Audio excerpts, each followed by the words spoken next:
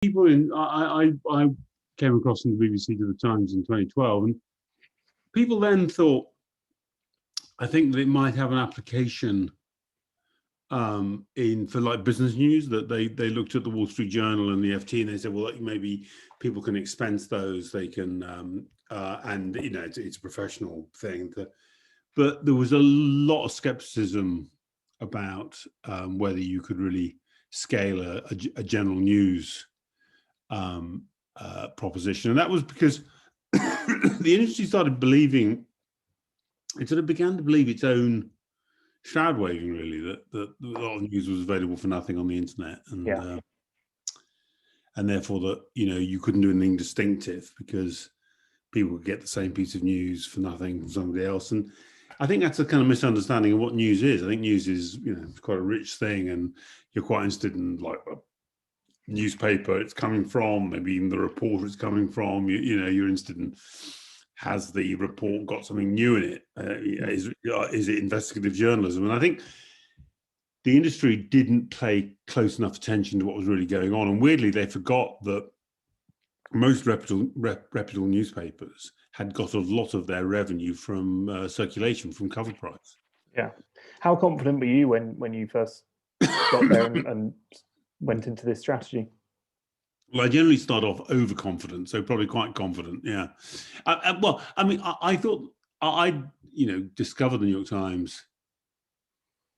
I first read it in the 1970s, actually, when I was a kid. But I discovered it properly when I spent the best part of a year in New York in 1983, and had followed it pretty closely since. And my wife was born in America. We've been spending summers here ever since. I've read the Times over many years. And as soon as it launched its website, same time as the BBC in 1996, I started looking at the Times online.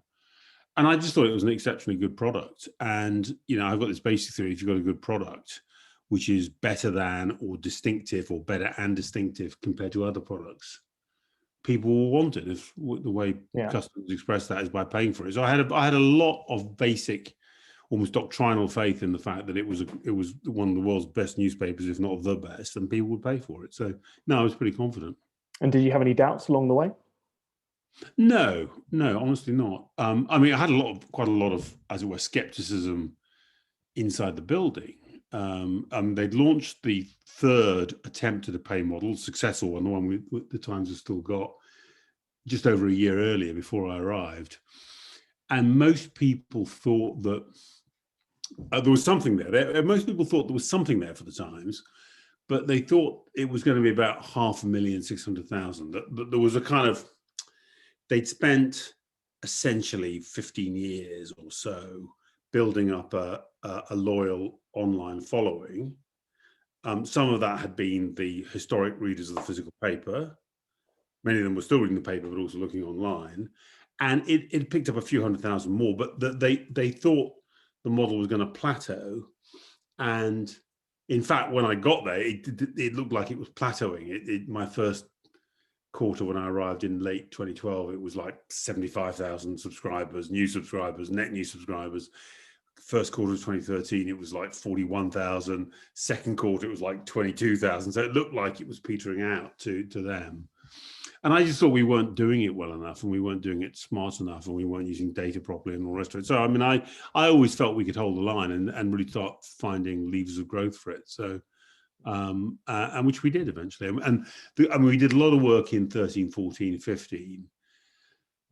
And that meant that in 2016, when the election happened, Trump got elected, we were kind of more ready than anyone else, really. Yeah.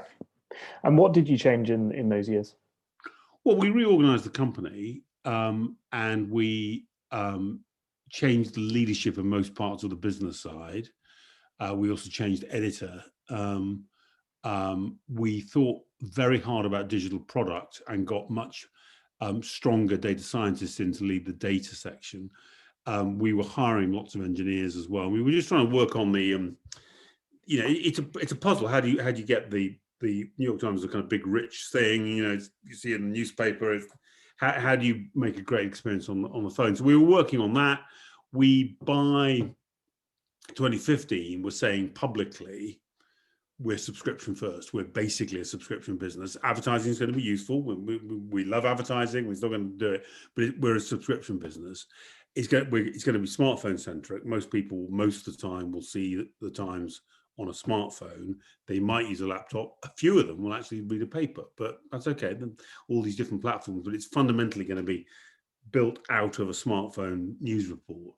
It's going to be much more visual. We're going to do things like a cooking product and, build out our crossword product. And we bought Wirecutter at this point. We started doing podcasts and all the rest of it. So we were beginning to kind of, as it would, take the brand and the intellectual property and think of lots of different ways of exploiting it and getting it to different people in different ways, basically.